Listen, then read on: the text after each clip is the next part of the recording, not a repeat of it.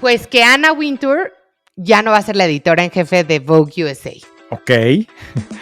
Y so? ¿Y luego? ¿No? Y luego. A ver, lo que me llamó la atención es que lo vi en todos los medios, en todas las redes sociales. O sea, hay una atención desproporcionada a una mujer que claro que es muy importante, pero, o sea, Condé Nast no es una empresa pública, entonces no tenemos demasiados datos sobre ella, pero en el 2022 dijeron que facturaban $1,700 millones. Todo Condé Nast. Acuérdate que Condé Nast es una casa editorial que está en todo el mundo mundial, ¿ok? Uh-huh. Uno de sus títulos, si bien uno de los más importantes es Vogue, y Anna Wintour está renunciando de ser editora en jefe de Vogue USA, que sí debe de ser el Vogue más importante seguramente, pero Sí. aún así, pues ¿cuánto quieres que facture Vogue USA? ¿Menos de $100 millones? Sí, no tengo idea, y quién sabe si se negoció o no, pero digo, al final del día, pues es el impacto cultural de las cosas, no solamente desde mira, alguna vez lo platicamos, bueno, lo hemos platicado hasta en el caso del fútbol en México, ¿verdad? Si lo ves en sentido estricto, puramente como negocio, pues no es algo tan significativo como la gente cree, pero culturalmente lo es todo, ¿no? A mí me tocó ver a Anna Wintour entrevistando a Johnny Ive en un evento en San Francisco, y pues haz de cuenta que, no sé, se apareció lo máximo de culturalmente hablando, ¿verdad? O sea, yo creo que había más gente interesada en Anna Wintour que en Johnny Ive, ¿no? Y eso que era un evento en Silicon Valley, ¿verdad? Entonces sí, no me extraña que haya tanto interés en ello, aunque como tú bien dices, pues ya no son negocios que son tan significativos. No, pero, o sea, yo ahí sí, cuando hablan la gente de marca personal, yo pienso la reina de la marca personal es Anna Wintour. Sí, claro. En el libro de FTX, ¿te acuerdas de este güey, el que FTX sí, lo que acabó en la cárcel y todo? ¿Cómo se llamaba? Capitalismo consciente. Sí. No, capitalismo consciente es otra cosa, se van a enojar los del TEC. Capitalismo altruista o algo así. Sí, altruismo efectivo. Altruismo efectivo. Sí, que de hecho, ojo, está bien relacionado con la raza de AI, ¿no? Y de OpenAI y todo. Pero bueno, ese es otro tema. Empieza el libro, si no me equivoco, en donde Anna Wintour quería conocer a este güey y este güey no sabía quién era, ¿no? Entonces como que se burla el libro que la única persona en el mundo que no sabía quién era, pues era este güey. En fin. Oye, ¿ya viste el nuevo de Arquitectura de los Negocios de Susana, el podcast de Cemex? Oye, no se vale ponerme on the spot de que no he hecho mi tarea así. Sí lo voy a oír, lo tengo bajado para todos mis vuelos que ahora que me voy de viaje. Bueno, es lo que te iba a decir, está ideal para que te lo eches de seguido en un vuelo, sobre todo los episodios 2 y 3. O sea, el episodio 1 se va a la historia, ¿no? De dónde nace Cemex y pues, pre-revolución y la historia de las empresas en Monterrey, está muy interesante. Pero luego como que el 2 y el 3, o al menos lo sentí muy cercano porque pues es también la época en la que yo empezaba a trabajar, que estaba en la universidad y oíamos de Cemex y te juro que no entendemos lo relevante o lo increíble que fue la transformación de Cemex en los 90s y los 2000s. O sea, es una locura de ser realmente una empresa que estaba aquí, que era importante, pero que estaba nomás en México, a salirse a todos los países, a andar comprando por todos lados, a sofisticarse. Hay una explicación de cómo llevaban el tema de RH y cómo era el famoso tema de los expats. Demasiado interesante, ¿no? Yo lo estoy disfrutando mucho igual y porque también me estoy yendo al pasado un poco a ese momento de Cemex de Gloria, pero está muy bueno, muy Oye, déjame preguntarte algo y lo voy a oír, pero justo en la época que yo iba en la universidad, no sé, los chilangos, los lugares más cool para trabajar eran Procter & Gamble, era McKinsey, ¿no? Y me acuerdo que para los regios, sin duda, o sea, los mejores promedios de la universidad, de obviamente carreras afines, ¿no? Sí. Se iban a trabajar a Cemex, porque aparte era el semillero para irte a hacer una maestría a Stanford, a Harvard, a MIT. Todo mundo, claro, todo mundo. ¿Sigue siendo así? No, pues digo, ya no estoy yo en ese segmento, no te sabría decir y no creo que sea igual, pero sí hubo un momento cuando yo estaba en la universidad que de mi generación, entre amigos y gente cercana y todo, te juro que no es exageración, pero yo creo que unos 20 o 25 se fueron a trabajar a Cemex. Todo, o sea, hoy, 25 años después, de ese grupo a lo mejor quedan en Cemex 3 o 4, ¿verdad?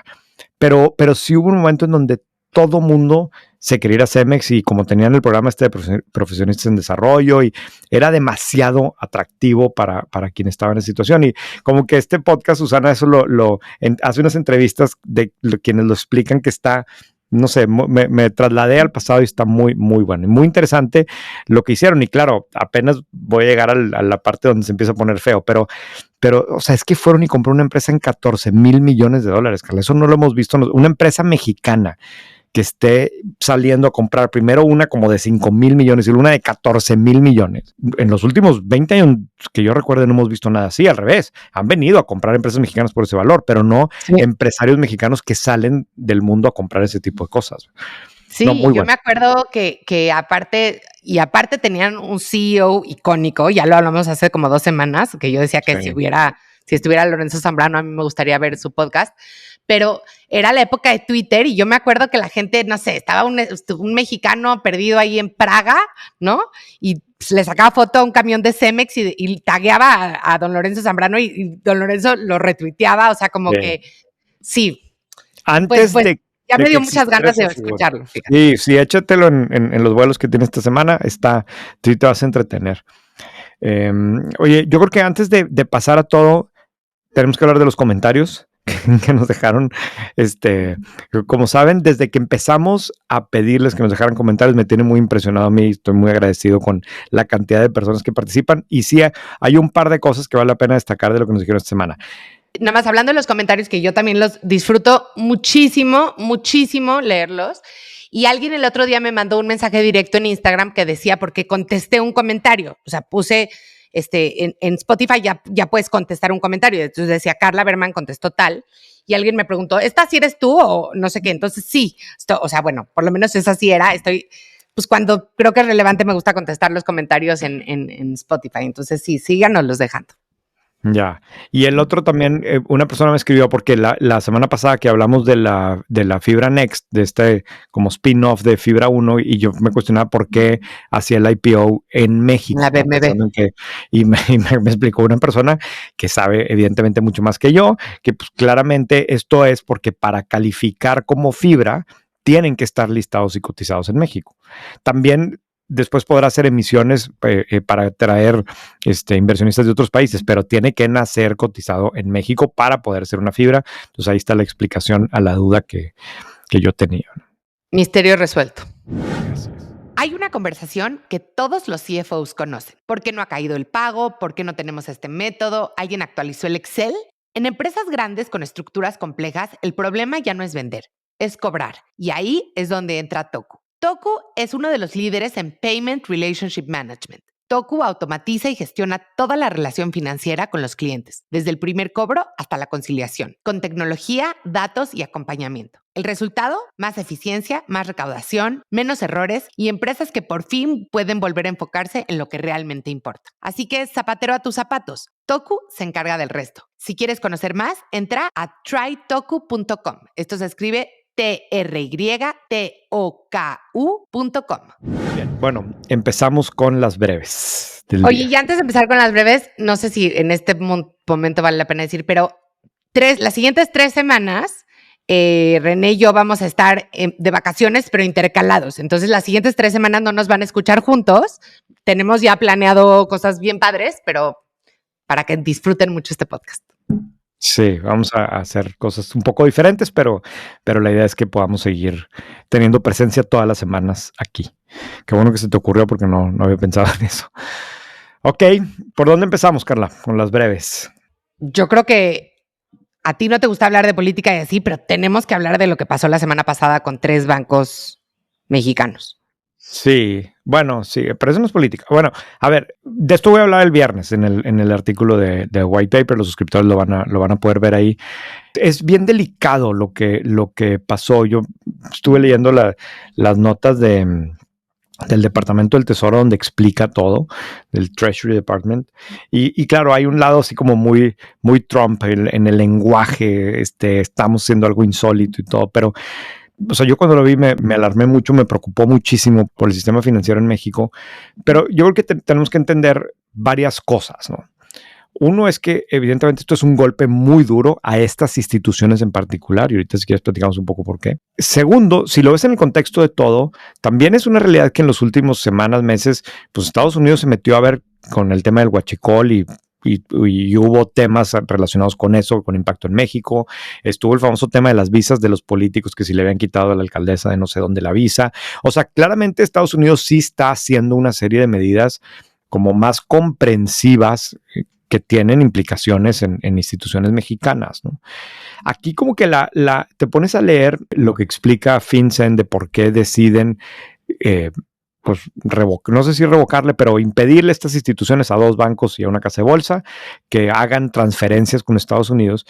Y es bien raro porque, por un lado, ponen muchos ejemplos de cosas indebidas de lavado de dinero sin dar muchos detalles. O sea, no es un documento legal, como entendemos un documento legal en donde dice, no, y en tal fecha tal persona hizo esto, sino pone como ejemplos, ¿no? Y ya hubo una persona, sin dar muchos detalles, que entre tal año y tal año hizo muchas transferencias de este tipo y claramente esa persona está relacionada con no sé quién, ¿no? Pero lo deja todo como que a niveles relativamente ambiguos, no entra como con mucho detalle. Entonces el mexicano a la defensiva dice, no, pero espérate, pruébamelo, demuéstramelo. Y como que tú lees el documento gringo y es, mira, así está la cosa, esto es lo que veo de ti. Por otro lado, hay un capítulo en donde explica, mira, por ejemplo, en el caso de Intercam, es un banco importante, pero no es tan importante.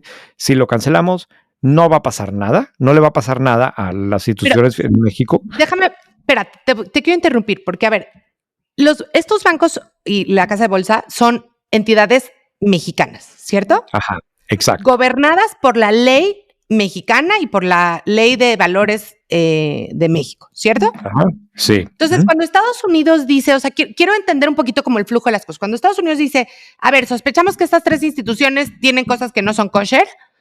Ajá, pero no dice sospechamos, dice bueno, hacen cosas. Aseguramos. Estas 3 instituciones tienen cosas que no son kosher y por lo tanto, ¿cuál es el castigo que desde Estados Unidos pueden ejercer ante esas instituciones? De hecho no, o sea, el castigo es que no pueden hacer transferencias que sean recibidas por instituciones gringas. Ok, entonces, en teoría, y esto me parece interesantísimo, porque en estricta teoría, y obviamente el mundo es mucho más complicado que esto, estos bancos en México podrían seguir operando porque, efectivamente, etcétera. Efectivamente. Pero aquí viene la parte interesante, porque la razón por la que primero, obviamente, la gente se asusta y entonces trata de ir a retirar su dinero y eso todos sabemos que ningún banco tiene suficiente dinero en sus arcas para darnos a todos los depositarios nuestro dinero, ¿no? Esa es una parte. Pero la segunda parte, que creo que es la más interesante, es que Visa decide revocarle el uso de su producto, ¿no? O sea, de sus rieles, que ya una vez aquí nos explicaste muy bien qué es lo que es Visa, para operar. Entonces, de pronto, aunque técnicamente el gobierno mexicano no los ha castigado, no ha dicho que esto es cierto, etcétera, etcétera, se vuelven bancos inoperantes porque si tú tienes una tarjeta de débito, Visa, Cibanco, vas al cajero y no sirve. Sí, no sé, no estoy seguro, Carla, que lo que le retiró Visa fue Visa en general o simplemente que las tarjetas no funcionan en Estados Unidos, que es diferente. No. Creo. Ahí sí. te voy a leer porque yo tengo un comunicado, porque pues evidentemente soy una de las afectadas, ¿no? Fíjate lo que dice. Derivado del anuncio por parte del Departamento del Tesoro de Estados Unidos el pasado miércoles 25 de junio, Visa decidió unilateralmente desconectar su plataforma para todas las transacciones internacionales de las tarjetas emitidas por Cibanco, en especial Zcash, bla, bla, bla. ¿No? Pero son transacciones internacionales, dice, ¿no? Sí, tienes razón. No sé si en un cajero en México puedas sacar el dinero. Vamos a ir a checar. Yo creo que por eso lo especifican. Pero a ver, pero entonces, ¿a poco Visa dijo en ningún lado del mundo, excepto en México, puedes sacar dinero con la tarjeta de débito de Cibanco? No sé. No sé, pero yo vi el comunicado y me imaginé que se referían a eso, porque o sea, lo que Estados Unidos no quiere es que estas instituciones puedan ser utilizadas para mover dinero entre su país y México u otros países, ¿no? Entonces, con cortarlo eso, Visa dice, espérate, yo ¿para qué me meto en broncas? Obviamente, los bancos gringos, porque acuérdate que al final del día, el mexicano tiene que trabajar con una institución allá. Las instituciones de allá, después de la orden, dicen, oye, nosotros nos retiramos, ya no aceptamos transferencias tuyas, ¿no? Entonces, tú dijiste ahorita, es que estos bancos pues, realmente pueden seguir operando en México. Claro que pueden seguir operando en México, pero la característica de estas instituciones es que su negocio era mover. Eran transacciones internacionales. No solamente, porque en el caso de Ceibanco, pues está todo el tema de los fideicomisos, que es muy complicado, ¿no? Y obviamente Vector, pues tiene la casa de bolsa como tal, con una operación como... Pero son lo que es interesante es que, sí, o sea, y tú lo decías una vez hace mucho tiempo, que el poder, o no sé si llamarlo el poder, pero las palancas que tiene el gobierno de Estados Unidos con las empresas y las instituciones mexicanas es mucho más profunda de lo que nos damos cuenta. Porque, pues, se vuelven inoperantes de alguna manera, ¿no? Sí, claro. Digo, más en estos casos. Pero bueno, a ver, es un tema sumamente complejo. A mí, la parte que me tiene más sorprendido es que, no sé cómo explicarlo, pero es que no ha sido tan grave en el sistema. Obviamente es muy grave para esas instituciones, pero no para el sistema financiero mexicano. O sea, yo me imaginaba que al día siguiente se iban a caer el precio de todas las acciones y que iba a haber pues como que mucho más pánico alrededor de esto. Y porque, a ver, el tipo de acusaciones que dicen ahí es muy probable que pasen en todos los bancos, ¿verdad? O sea, no está diciendo aquí, no, mira, los dueños hicieron un deal con el cártel. No, o sea, están diciendo mid-level executives de Intercam se juntaron con unos del cártel de no sé dónde y este señor hizo unas transferencias de $2 millones en 4 años que, a ver, estos son instituciones que mueven eso por mucho todos los días, ¿no? Entonces te hace suponer que ese tipo de cosas deben de estar pasando en muchas instituciones mexicanas. Entonces yo pensé, va a ser caos mañana y no. Y pues rápido fueron intervenidos y no parece que haya habido un run on the banks como tal. Y esto pues fue hace más de 10 días, o como 10 días, y ahí sigue, ¿no? Y obviamente esto no quita que para esas instituciones está gravísimo lo que está pasando y veto a saber en qué van a terminar y que ya andan vendiendo las filiales en Estados Unidos. Pero bueno, mañana lo explicamos en White Paper. Bueno, lo pueden leer entonces en White Paper 10. Digo, no, en White Paper para suscriptores. En White Paper para suscriptores, pero bueno.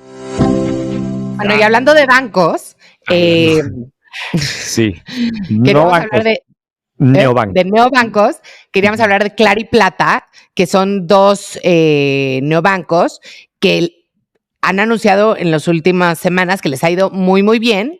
El año pasado, Plata recibió una línea de crédito de $200 millones de Fasanara Capital y ya tiene la autorización de la CNBV para operar como institución de banca múltiple. O sea, no es nada más una institución fintech, digamos. La evaluación de Clar, por otro lado, está por arriba de los $800 millones con una reciente inversión de capital de 170 millones, liderada por General Atlantic, que es este fondo internacional súper respetado. Y también están en la ronda Santander, Televisa y Grupo Fórmula, seguramente Televisa y Grupo Fórmula con su programa de Media for Equity, que es un programa interesante que algún día igual y deberíamos de platicar sobre ello, porque yo creo que en el futuro vamos a ver cómo quizás esto se va a convertir, ojalá se convierta de los activos más interesantes de estos grupos de medios. Pero bueno, a lo que queríamos comentar de Clar y Plata, Clar, que no es Clara, porque además hay muchas fintechs que se llaman muy parecido, es que Clar ha venido aumentando sus ingresos de manera exponencial. En 2022, en ingresos por intereses generabas 17 millones de pesos, pasó a 186 millones un año más tarde, es decir, los multiplicó por 10, y en 2024 los multiplicó por más de 10 a 2.300 millones de pesos. Ahora, con eso también se han disparado sus pérdidas. Están perdiendo en 2024, perdieron 374 millones de pesos y tienen una evaluación, bueno, como ya dijimos, muy alta. El tema aquí es, para mí, la pregunta que yo haría es, ¿les está yendo bien o les está yendo mal a estas compañías, René? Porque yo siempre digo, a ver, sí, están vendiendo muchísimo, están generando muchísimos ingresos, pero tampoco tienen aparentemente una cartera de crédito tan sana. Y alguna vez alguien me dijo, pues es que es muy fácil prestar dinero cuando tienes altos niveles de default. De hecho, ese es el arte de prestar dinero, ¿no? Cómo prestas la mayor cantidad, cómo encuentras esta frontera eficiente entre prestar lo más que puedas sin que tus tasas de default se vayan muy altas, ¿no? Sí. A ver, aquí estos dos casos son startups de fintech que nacen colocando tarjetas de crédito, que su modelo ha sido, y un poco como nacieron todas, oye, la gran oportunidad en México, un país en donde que está subbancarizado, donde la tasa de bancarización es muy baja, y entonces la oportunidad es gigante, y mira lo que ganan los bancos, y bueno, pues vamos a colocar tarjetas de crédito, y claro, por mucho tiempo, pues ahí estuvo creciendo, pero no tanto, ¿no? Y ya es en los últimos 2 o 3 años cuando se dispara, ¿no? Y Plata es más nueva y aparece aquí con todo, y también en White Paper lo sacamos alguna vez, aparecieron en un momento y pusieron publicidad por todos lados y también presumiendo cifras muy altas. Los dos casos también creo que tienen en común que se han como que enfocado más en un perfil de cliente de un nivel más alto que lo que como que las fintech, muchas de las fintech nacieron pensando en cómo le vamos a ofrecer servicios financieros a la gente. Los no bancarizados. Los no bancarizados, y me da la impresión de que ninguna de estas dos está yendo a los no bancarizados, están yendo a un cliente que quizás es no bancarizado porque es el primer producto que tiene, pero es un cliente que iba a ser bancarizado, no es que está perdido en un estado pobre en la sierra, sino está en la Ciudad de México, este cliente o la mayor parte de sus clientes están en zonas urbanas y tienen buenos ingresos y demás, ¿no? Respecto a tu pregunta, llamó la atención que decían que su cliente ideal estaba entre los 35 y 36 años. No sé si eso fue un typo o... No, eso es, o sea, a mí, claro, no es una persona que está fuera del sistema bancario, ¿verdad? Ahora, todos estos, si tú te pones a ver dónde está la rentabilidad de los bancos, y luego podemos hablar más al respecto, pero uno de los elementos esenciales cuando realmente estás hablando de un banco, es convertirte en el banco principal. O sea, ¿y a esto qué se refiere? Que para el banco la prioridad es que tú los elijas como banco principal, y eso significa que tengas ahí tu cuenta y uses su tarjeta. De hecho, hay un término, ¿no, René? O sea, hay un término que le dicen que necesitan lograr principalidad, ¿o no? ¿O lo estoy inventando? Pues no lo había escuchado, pero no me extrañaría. Pero para todos la estrategia, o todos los bancos grandes, la estrategia es que sus clientes, que sea su banco principal, porque también es una forma que te permite retener a la persona, es más difícil que se cambie, pues tienes rentabilidad por medio de muchos productos, etcétera. Y las fintech nacen al revés, nacen con un solo producto que quieren hacerlo rentable. Pero tú te pones a ver lo que ha pasado con Nu, por ejemplo, y lees los reportes de Nubank en Brasil, que es donde está ya muy consolidado, y la estrategia es una estrategia de convertirse en banco principal también. Y yo en su momento hablé con Clar también al respecto, y pues la estrategia era moverse a ser banco principal. Entonces, como que todos quieren llegar hacia el mismo punto, y la lógica es que si llego a ese mismo punto, voy a ser una empresa muy rentable, ¿no? Y por respecto de tu pregunta de si les está yendo bien o mal, pues depende de dónde tomes la foto y contra qué los compares, ¿no? Claramente una empresa que está perdiendo dinero, pues no está bien, pero por otro lado dices, oye, pero es que este ritmo de crecimiento, y a lo mejor trae una serie de indicadores que es lo que General Atlantic y los demás inversionistas vieron, que dicen, oye, es que si esto sigue pasando, esta empresa va a ser una cosa espectacular, ¿verdad? Entonces, por eso le están metiendo tanta lana, ¿verdad? Y es lo mismo que pasa con Nubank. Si tú ves pues los resultados en México, pues no pierden dinero, ¿verdad? Pero ves lo que pasó en Brasil y dices, wow, está increíble el negocio en Brasil. Si lo de México se va a comportar así, pues va a ser un gran negocio, ¿no? Pero a mí me impresiona otra vez, o sea, el tema de fintech, como sí lo que ha demostrado quizás en estos años, y me gustaría luego hacer un deep dive sobre el tema, pero es como sí está resultando ser una forma de construir empresas grandes de servicios financieros, aun y cuando la realidad es que no ha hecho un disruption en los bancos, ¿no? Es como que, o sea, yo no veo que a los bancos les hayan robado los clientes, que hayan afectado el desempeño de los bancos, pero aún así, pues están, pues estos tipos, para estar cobrando eso, significa que tienen muchas tarjetas colocadas y que la gente las está usando ahora. Pues sí. Habrá que esperar a ver quién gana, porque evidentemente es un mercado que todo mundo quiere ir detrás de él y no sé si hay espacio para todos. Pero bueno, por lo pronto, el que más gana... Todos van a ser bancos principales. Claro. Y por lo pronto el que más gana es el consumidor, y esto lo quiero atar con la siguiente historia que queríamos platicar, que el Wall Street Journal sacó un reportaje de que... Es el New York Times, perdón. El New York Times. ¿No? ¿Sí? Sí. ¿Qué tal? Somos súper snob, así de el New York Times, el Wall Street Journal. New York Times. Pero yo sí soy snob así de que digo dónde leo las cosas. Tú también, seguro. No, porque pues le tienes que dar mérito, ellos lo hicieron. Sí. O sea, pero en conversaciones privadas no también dices así de yo leí en el New York Times tal cosa y me creo mucho. Sí, pero es que no es que te creas mucho, Carla, es que, digo, este es otro tema muy profundo, pero es poco la validez de la fuente. Claro.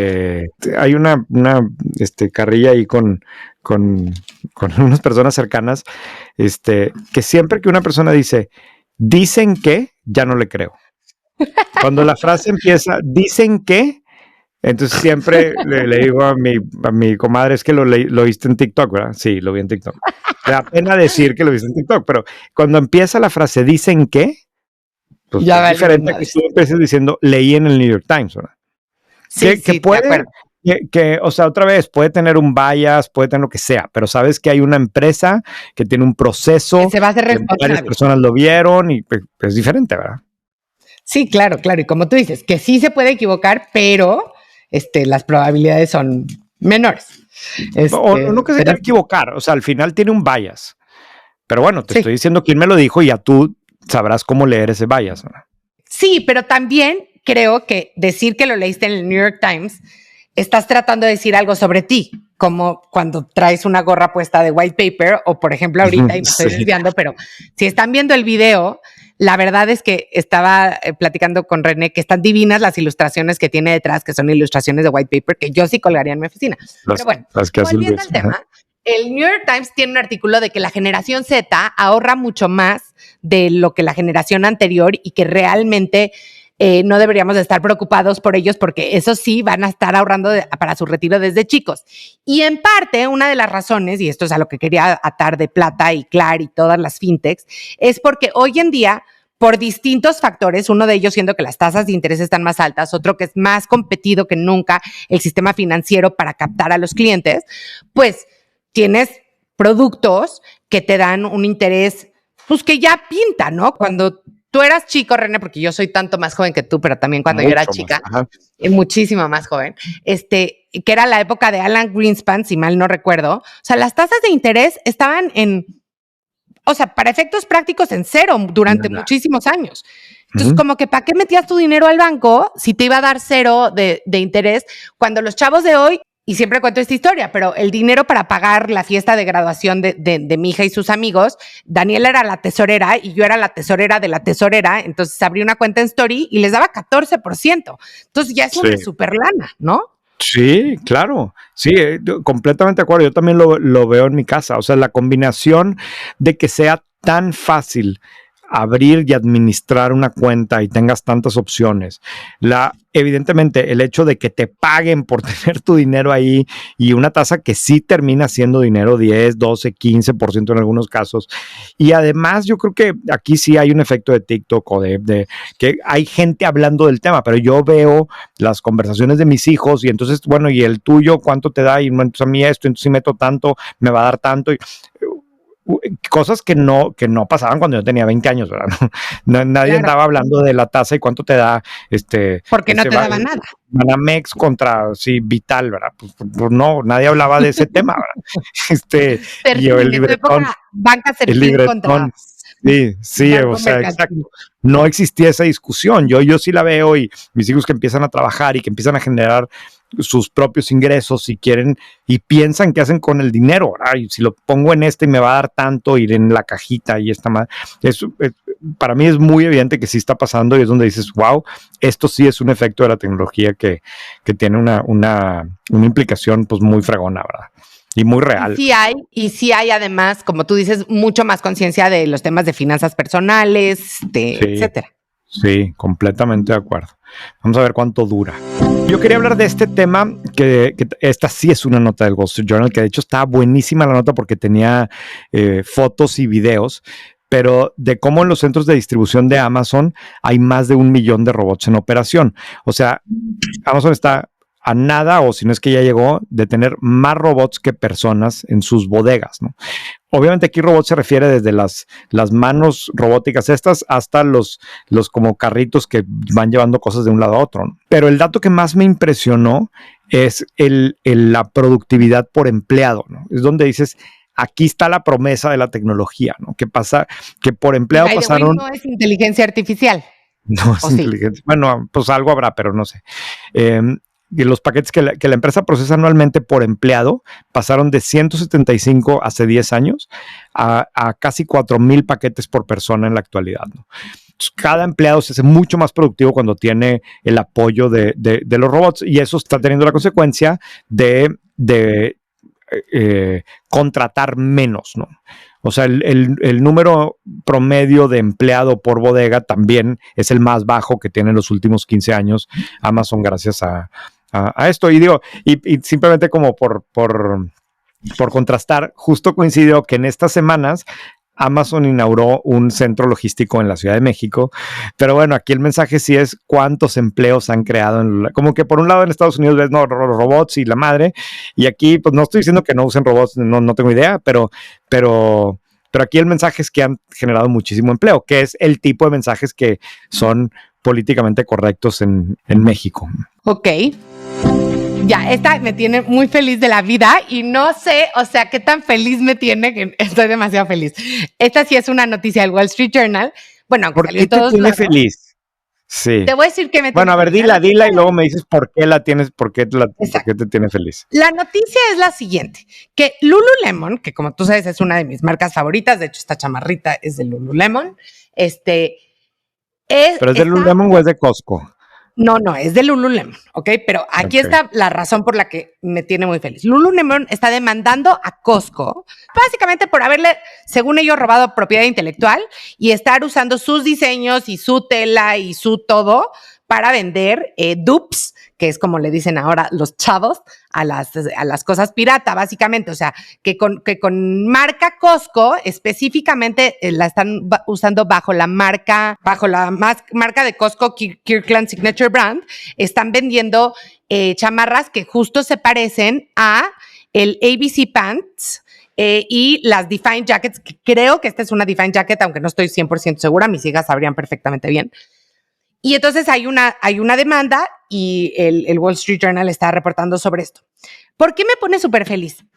Porque para que Lululemon decida demandar a Costco por esto, es que realmente sí son igualitas. ¿Estás de acuerdo?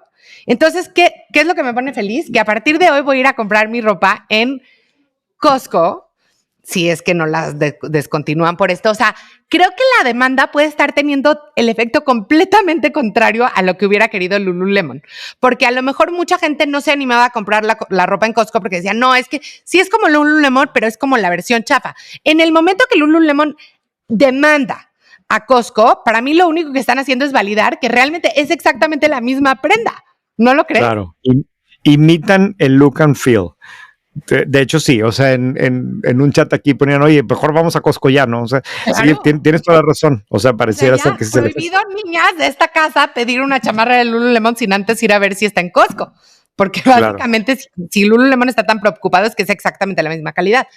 Ahora, lo que me llamó la atención es que la ley de propiedad intelectual es muy interesante y muy profunda, porque yo nunca hubiera pensado que se podría proteger un diseño de una prenda de ropa. Lo que dice ahí es que imitan el look and feel. Vete a saber a qué vaya a dar la demanda, pero sí está chistoso porque las dos marcas, Lululemon y Costco, son pues como que dos marcas de culto con sus super fans, que yo pensaría que hasta medio son amigas, como que son de una misma generación. Yo creo que le gusta al mismo universo de clientes. Cero. Muy equivocado. No, claro que no. Sea, sí, pero no en ropa. O sea, sí estoy de acuerdo con la señora que compra los spreads y el queso y el limpiador en Costco y las botanitas. En Monterrey la carne, o sea, y hay gente que va a comprar vinos y, o sea. Y las almendras que tú te quejas sin control. Y mis almendras, exacto. No, Es lo mis único almendras claro las que pasas hay con en la oficina de chocolate. White Paper, ¿verdad? Sí, almendras y pasas con chocolate que nos consentimos de vez en cuando y la realidad es que en ningún lugar saben tan buenas como esas de aquí, de Costco, pero Cierto. cuestan más que una botella de whisky. Em, Pero no, es, o sea, la que compra las almendras sí compra la ropa de Lululemon, pero no compra la ropa de, yo pensaría que no compra la ropa de Costco, excepto como pijamas y cosas así. sí, sí, tienes razón, no en cuanto a ropa, pero sí son muy similares. Y a lo mejor también en cuanto a ropa, te sorprendería, yo tengo O sea, aquí, Luis llega calcetines. con su sudadera de Kirkland, ¿no? O sea, también es como que Sí, sí, sí, sí, sí, making a sí, sí. statement.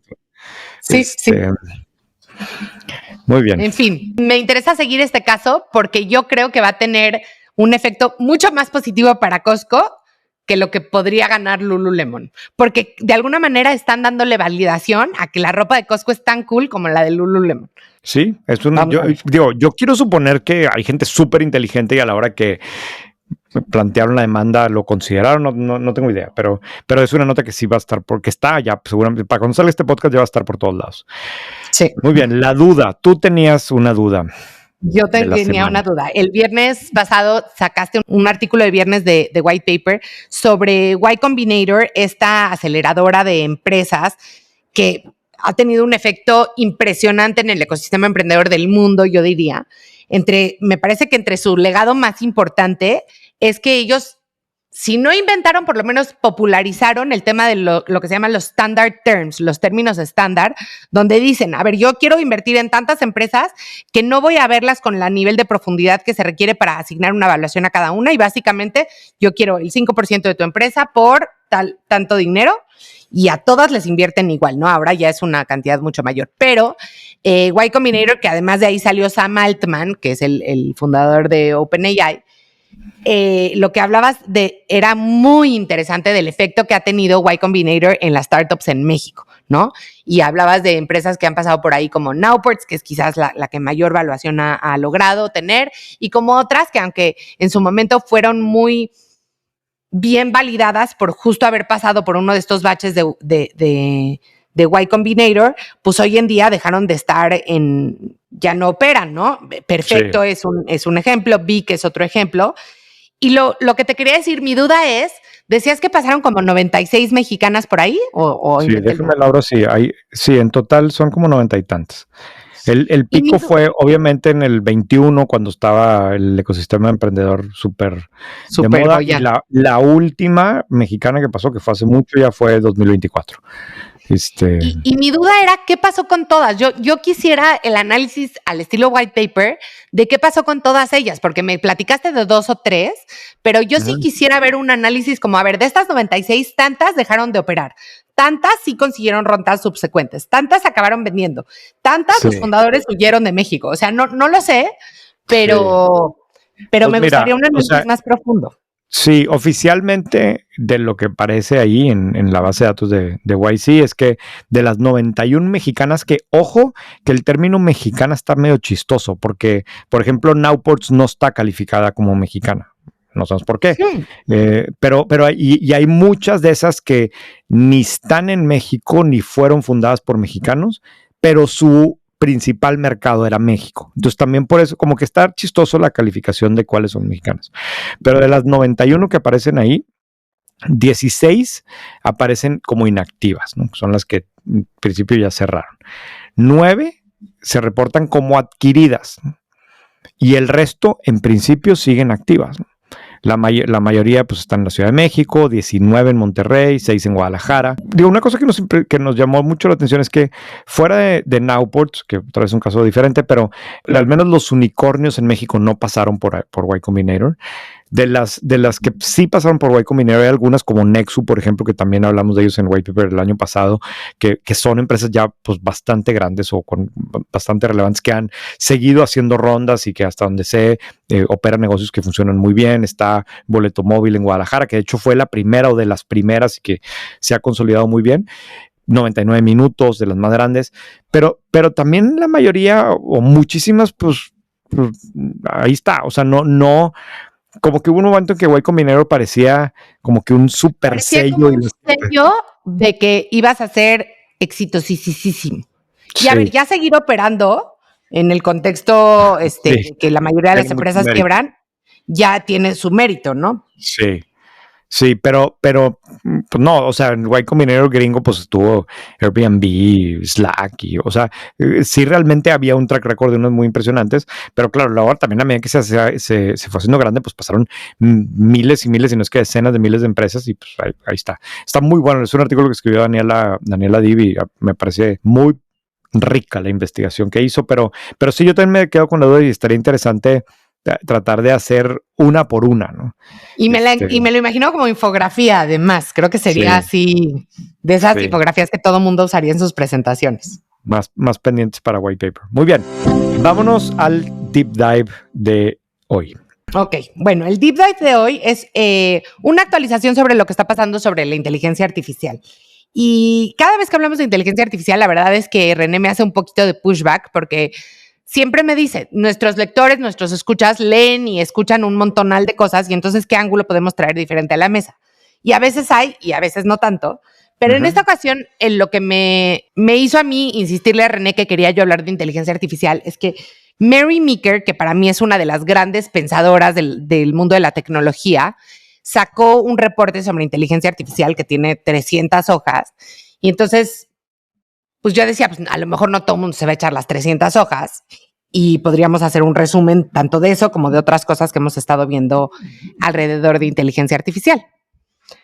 De acuerdo. Sí, yo también coincide que todavía no termino, pero estoy leyendo el libro de la historia de OpenAI. Está increíblemente bueno. Seguramente se los voy a recomendar cuando lo termine, pero sí hay 2 o 3 ideas que he aprendido en estas últimas semanas que no necesariamente las he visto por todos lados. Entonces, pues también por eso me pareció que era buen momento de retomar el tema. Una de esas cosas que en el libro hacen una reflexión, y luego lo estuve buscando a ver quién más había publicado al respecto, y es como que demasiado obvia, pero al menos yo no se me ha ocurrido, es ¿por qué fregado se llama inteligencia artificial? Específicamente, ¿por qué el uso de la palabra inteligencia, ¿no? Y eso tiene muchas implicaciones, y sí, resulta que está relacionado con una conferencia que hubo, un congreso que hubo en Estados Unidos hace como 60 años, que era como de nuevas tecnologías y del futuro, y hay toda una leyenda, y si lo buscan ahí en Google les van a encontrar 1000 versiones de esa leyenda, de por qué al final del día eligieron usar la palabra, el término inteligencia artificial. Pero en el libro de OpenAI, la autora hace como que una reflexión sobre eso, porque dice, el hecho de haber utilizado una palabra tan delicada y tan significativa y tan, como tú decías, Carla, hace rato, humana, como es la palabra inteligencia, tiene muchas implicaciones en cómo recibimos hoy los mensajes alrededor de esta tecnología, que al final del día es una tecnología, ¿no? Si lo ves desde una perspectiva de marketing, el hecho que lleve la palabra inteligencia en el nombre es increíblemente valioso. Y si te pones a pensar, hasta hace algunos años, aunque otra vez ya siempre habíamos escuchado el término inteligencia artificial, pues escuchamos más temas como de machine learning o automatización. Si ChatGPT lo dijéramos, bueno, es una herramienta para simplificar la redacción y automatizar procesos, no es lo mismo que decir que es una herramienta de inteligencia artificial, ¿verdad?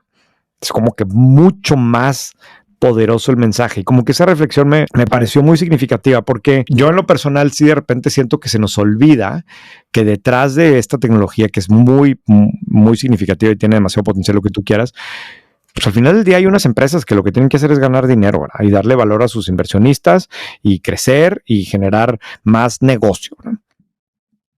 Son empresas, son organizaciones, son personas, ¿verdad? Sí. Pero a ver, nada más me voy un pasito antes de lo que dijiste de inteligencia. Claro, si se llamara, como tú decías, machine,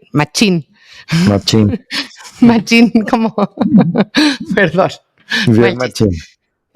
Machine learning, o si se llamara herramientas de optimización algorítmica, a lo mejor no estaríamos todos alucinando que nos van a venir a matar las computadoras. Claro, pero completamente. La pura palabra, pues, como tú decías, la humaniza. Nos condiciona, claro. Sí, la humaniza. Por eso es tan significativo. Sí, por eso me gustó. En el Excel, cuando le hubieran puesto que podía sumar súper rápido, hubieran dicho que era inteligencia matemática artificial. O sea, no sé, a lo mejor ya le tendríamos terror y pánico al Excel, no sé, ¿no? Sí, exacto, exacto, es un buen ejemplo. Y de hecho, regresándome aquí al libro, bueno, es que otra vez no lo he terminado y no lo puedo recomendar, pero está muy interesante porque esta es una reportera del Wall Street Journal que tiene años siguiendo OpenAI, desde que se fundó, desde antes de que fuera realmente famosa y desde antes de que lanzara ChatGPT, y va contando su historia como cuenta la historia de cualquier organización y de las personas que están detrás y de los debates y de las incertidumbres que tienen y de la urgencia de lanzar productos.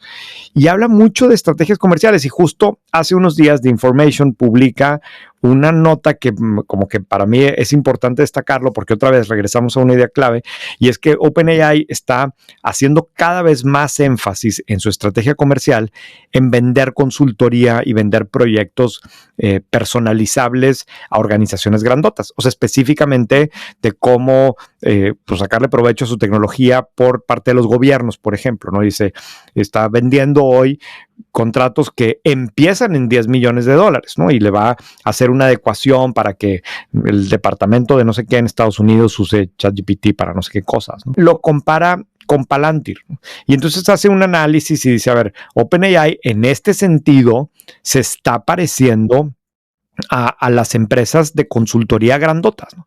Y otra vez el mensaje, me acordé de lo que ven en el libro y este tema, son empresas, o sea, sí, ¿Qué esperamos de ellas? ¿No? Son empresas, ¿no? Y necesitan que la gente se obsesione con AI y que todos los clientes potenciales sientan que si no están usando su tecnología, se van a quedar atrás o van a quedar obsoletos.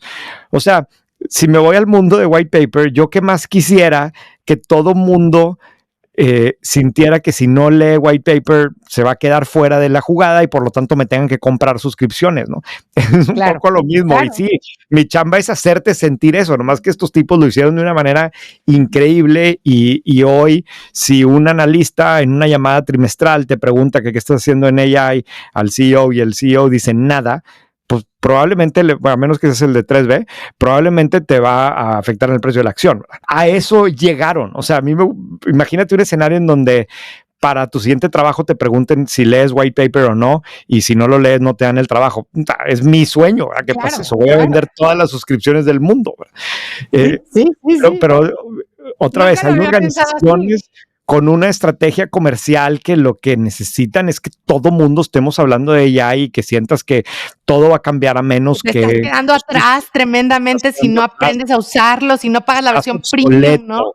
Exacto. Si no tienes un equipo trabajando en transformar tus procesos. Híjoles, me volaste la cabeza ahorita, ¿eh?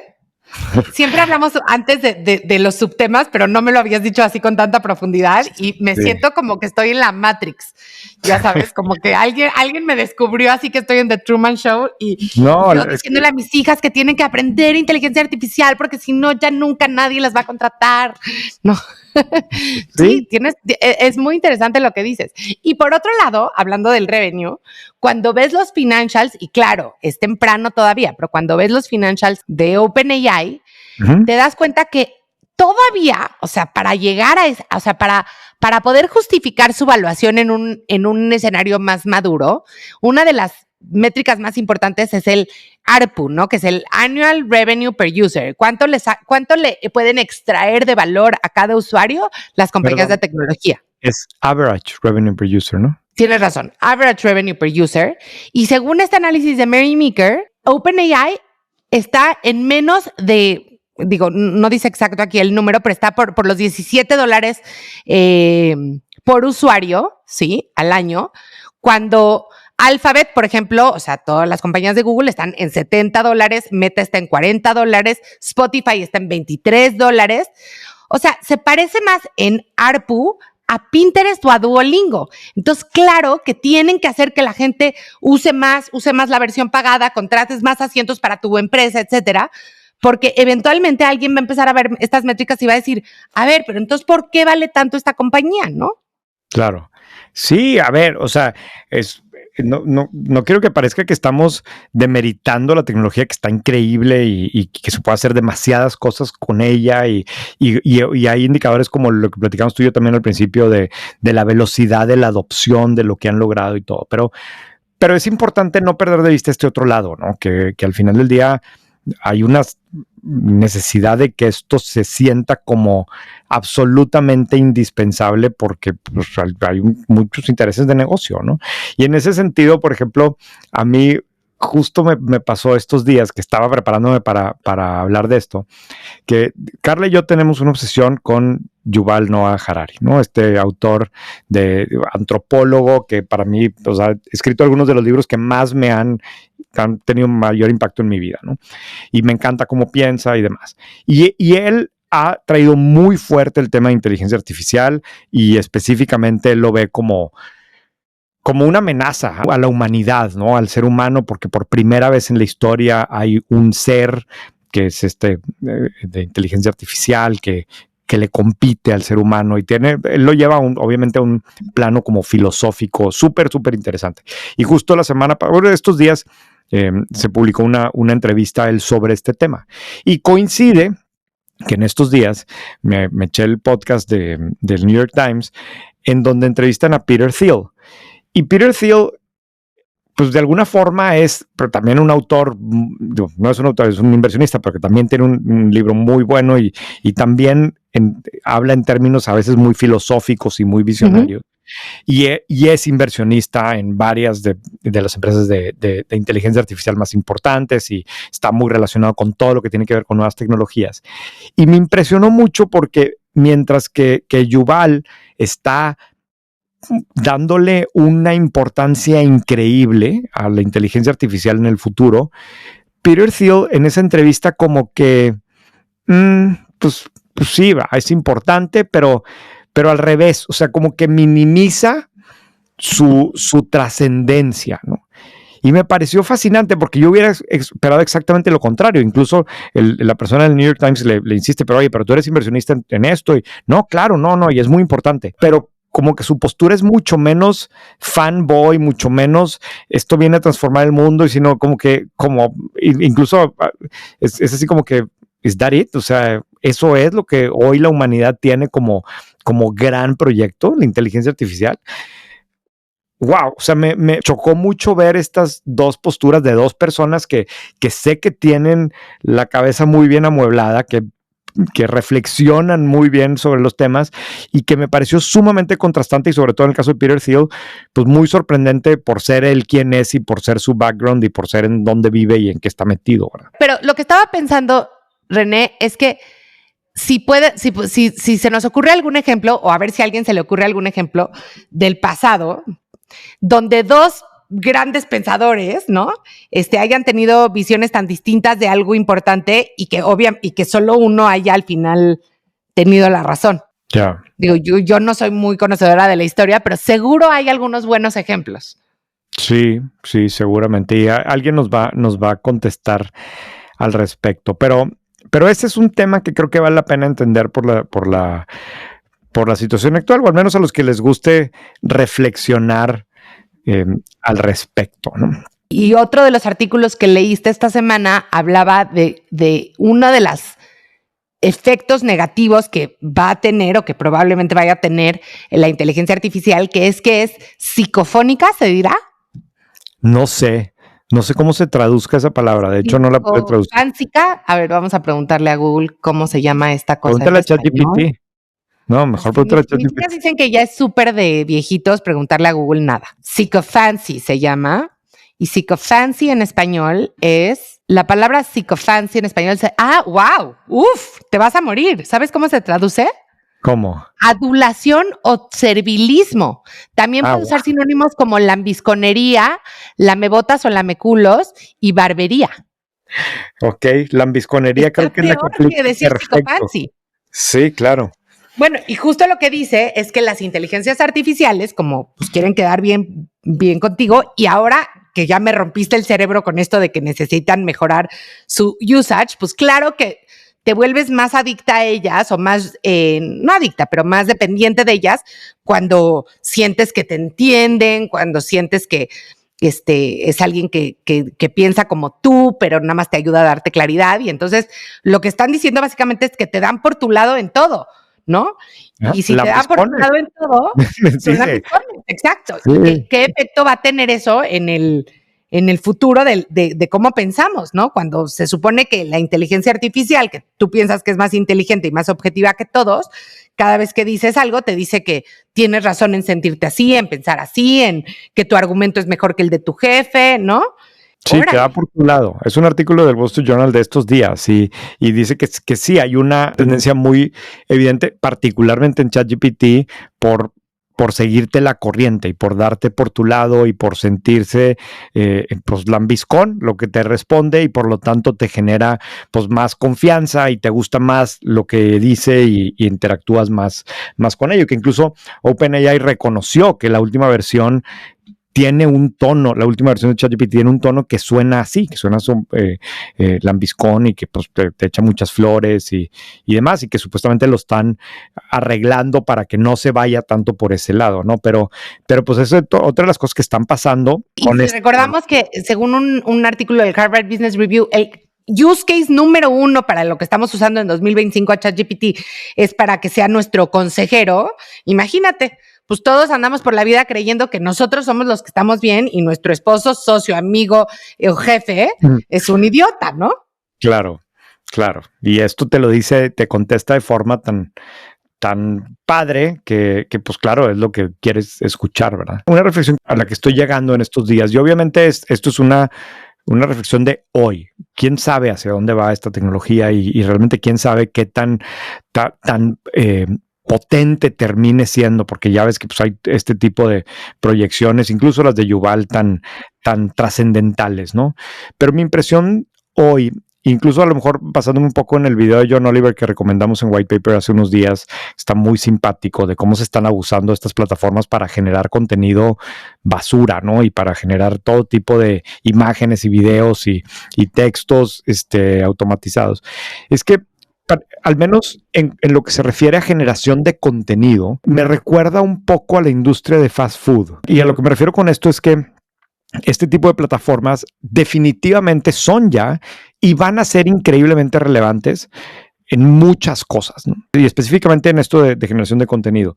Pero un poco similar a lo que pasó con el fast food. Funciona para un producto barato, masivo, que mucha gente es lo que necesita y con eso tiene, pero no reemplaza, en el caso de fast food, el que existan otro tipo de fuentes de información, otro tipo de contenido, otro tipo de arte que es más artesanal, que cuesta más, que toma más tiempo, que es menos eficiente y que no es para todo mundo y que es más caro, ¿no? También.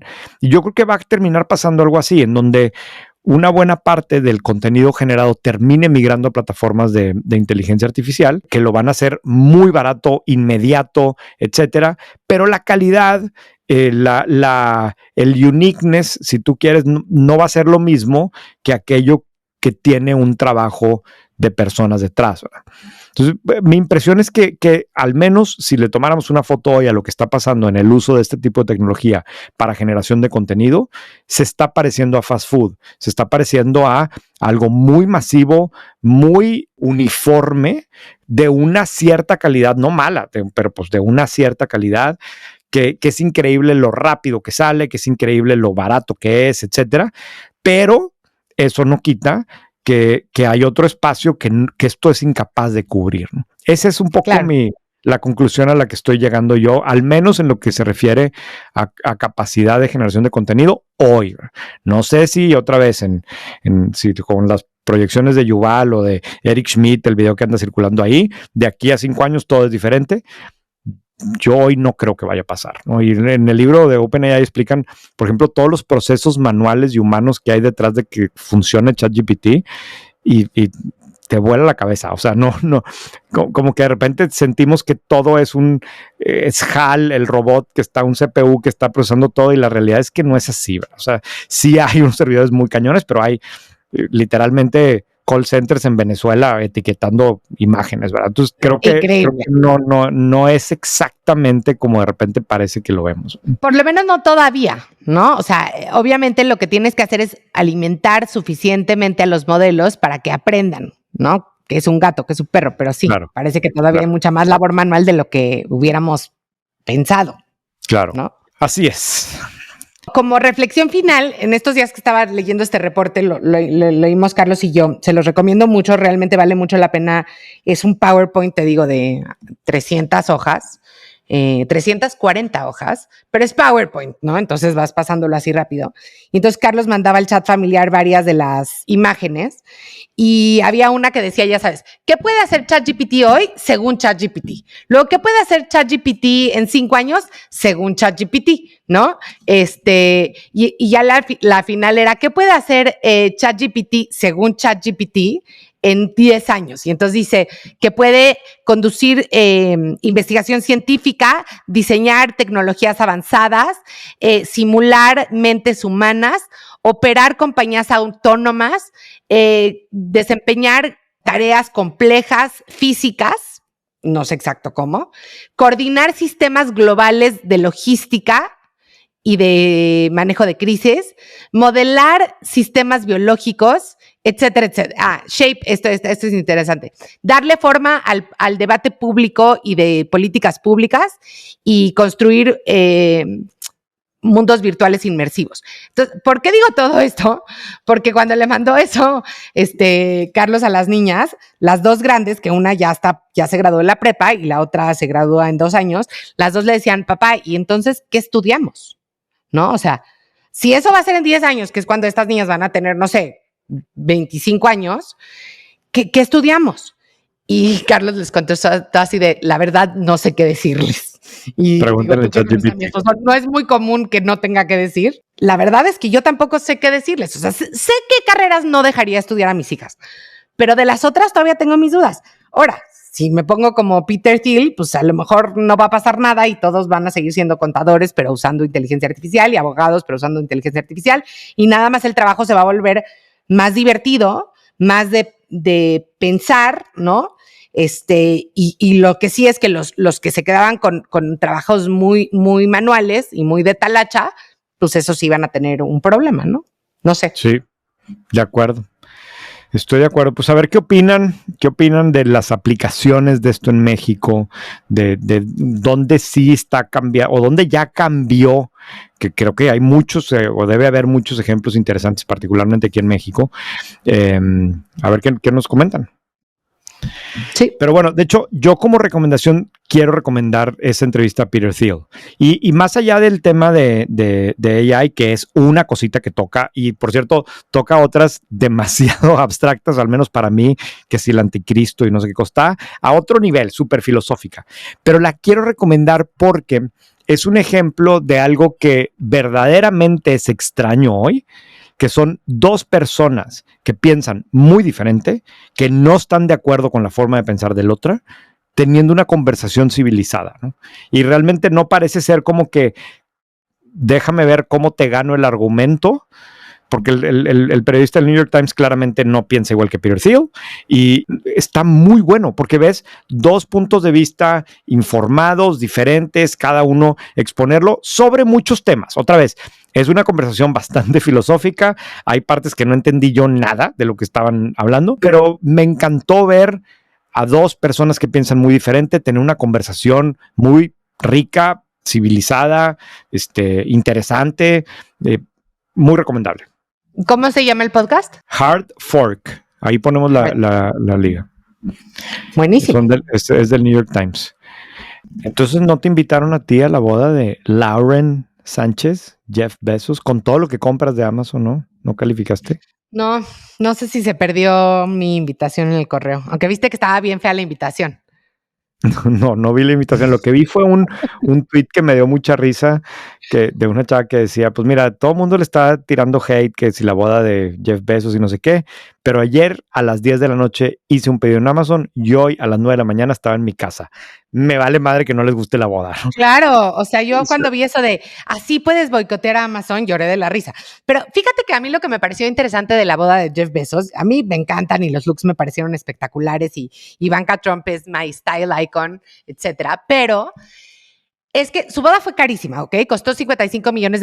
Pero la boda de Mukesh Ambani costó entre 600 y 1,000 millones de No. dólares.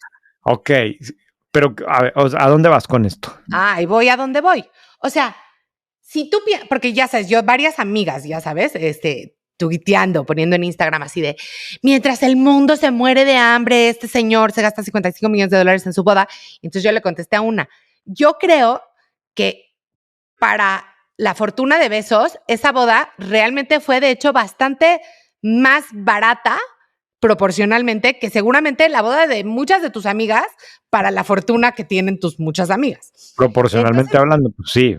claro, y entonces a lo que voy es, cuando llegas a cierto nivel de riqueza, de verdad no hay nada que puedas hacer de disfrutar tu propia riqueza que le caiga bien a la gente. Sí, de acuerdo. O sea, porque realmente para él no fue una boda cara, fue una boda de 200 personas. Y sí, claro, podría donar esos $55 millones. Seguramente dona muchísimo más que esos $55 millones, ¿no? Sí, pero es que ahí te estás metiendo a que si estamos sujetos a lo que la gente piensa de nosotros, pues tampoco haces nada, ¿no? O sea, porque la gente mete a ver los comentarios en cualquier nota en el periódico o en cualquier podcast, y siempre va a haber gente que tira hate de las cosas para bien o para mal. Sí, sí. Y de hecho estoy viendo, y Bezos en los últimos 3 años, su promedio de donaciones anuales de él ha sido de $120 millones. Entonces, y tienes razón en lo que dices, y por otro lado, tú me decías fuera del aire, la gente, por eso los empresarios luego son de bajo perfil, ¿no? Claro, porque no te quieres exponer a que te critiquen y a que hablen de ti, ni mucho menos, ¿no? De hecho, el artículo que publiqué esta semana en Milenio trata el tema de la boda desde otro ángulo, ¿no? O sea, y igual basándome en un artículo del New York Times que leí estos días, en donde, vaya que leímos el New York Times estos días, pero bueno, en donde ¿Cómo habla lo de la boda. presumimos, aparte, Sí, esta semana sí necesitamos la suscripción. sí, exactamente. Pero dice que cómo ha cambiado el, el comportamiento de los empresarios en el sentido de que históricamente el empresario trataba de no demostrar su riqueza externamente, o no quería llamar la atención en ese sentido, ¿no? Y yo me traje eso a lo que vemos en México, ahora en Monterrey particularmente, de cómo ha cambiado. Y sí, por un lado hay una parte que está relacionada con aparentar, ¿no? Con gente que no necesariamente tiene esos niveles de riqueza, pero que quiere aparentarlo y hace todo por aparentarlo. Pero también está el otro lado de gente que sí tiene esos niveles de riqueza y que aún así hace un consumo como muy ruidoso, ¿no? Como muy notorio y, en fin, pues no digo que esté bien o que esté mal, simplemente es una observación de lo que está pasando y cómo va cambiando el comportamiento, y tiene implicaciones para bien y para mal en ambos sentidos, ¿no? Y por En otro fin, lado, ya es muy difícil realmente ser de bajo perfil. A ver, muy y no, porque siempre lo decimos, ¿no? De Germán Larrea no sabemos nada, pero ya con las redes sociales realmente es muy difícil pasar totalmente desapercibido, ¿no crees? sí, y otra vez, ojo con la frase de bajo perfil, ¿qué significa? Porque justo acabo de tener una discusión con un empresario de Guadalajara esta semana que construyó una empresa increíble. Voy a respetarlo y no lo voy a decir hasta que no lo convenza, que me diga, que me dé permiso de entrevistarlo, y estoy en proceso de entrevistarlo. Construyó una empresa espectacular, ¿no? En relativamente poco tiempo, que ha generado mucho valor. Y yo quiero entrevistarlo y quiero que él cuente esa historia. Y sí, en el proceso de su empresa económicamente es muy exitosa, entonces claramente él también económicamente ha sido muy exitoso, pero él no quiere, o al menos es mi impresión, él no quiere que la gente piense que él está presumiendo de su éxito económico.